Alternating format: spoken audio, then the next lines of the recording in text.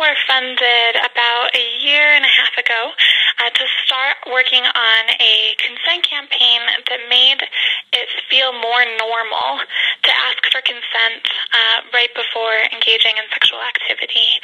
And so we created 7 different posters, a 30-second video, and 2 30-second audio clips that talk about affirmative consent and making sure that consent is explicit. Now, I know that the legislature went really, they did yeoman's work, basically, trying to redefine sexual consent because the rape laws and sexual assault laws were fairly muddy in that respect. Is that correct? That is correct, yeah. And so the laws originally, right, required that if a rape was going to be charged, that they prove that force had been enacted. However, most rapes don't include force. Sometimes it's someone you know and you trust, and then all of a sudden someone is assaulting you, and a lot of people freeze up.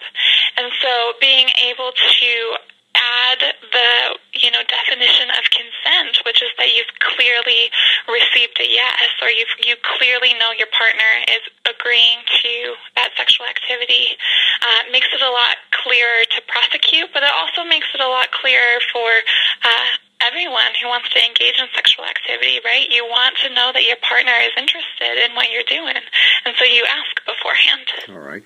Now, take me through a scenario of let's say a man and a woman are together and they're beginning to become intimate. Perhaps there's some kissing going on, or they're in a date situation. So what is it now? I guess the legally correct way to make sure that nobody gets in trouble here.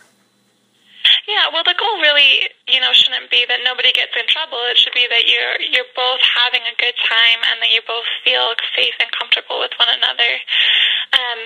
Both the audio and the video ads, which you can access on our website, explicitconsent.org, demonstrate kind of what this looks like, right? So you have a couple who's sitting there talking, they're wanting to get intimate, and it's like, hey, do you wanna? But what does do you wanna mean, right? Like, I could say yes to that thinking we just want to kiss, but you're actually thinking that you want to have sex. And so being able to be clear and say, like, hey, like, I am interested in trying this new thing, or hey, like, are you okay going this far?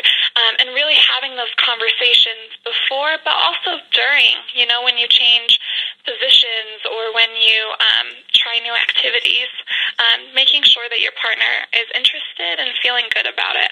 And so basically, do you find that communication will help enhance intimacy, or will it try to put a stifle on it? Oh, of course it'll enhance your intimacy, right? Like, it's the way we talk about,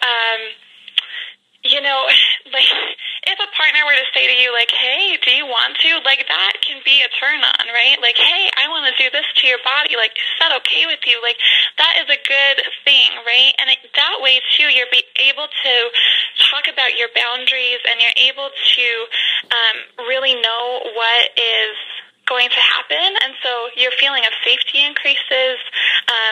You're a lot more engaged and ready for new activity, and so really, like, when you have open conversations with sex, but also with any other sort of sexual intimacy, it can be a lot better.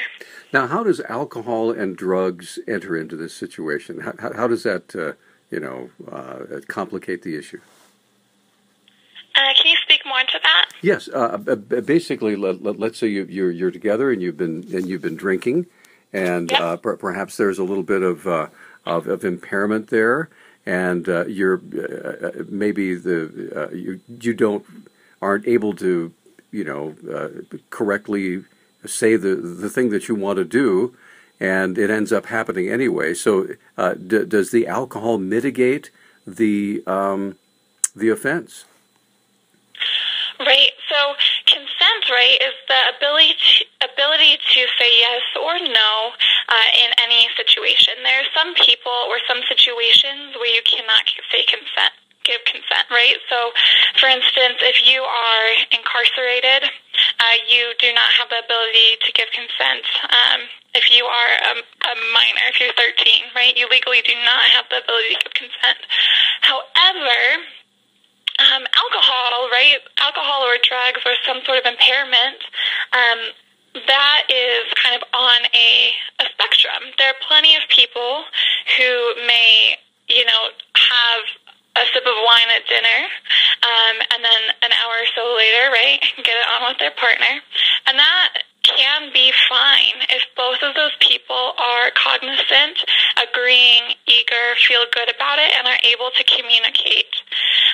However, in the scenario you described, it seems like that partner is maybe too intoxicated to be able to communicate that, which therefore means they are not in a position to give consent, and therefore no partner or person should engage in sex with them. Got it.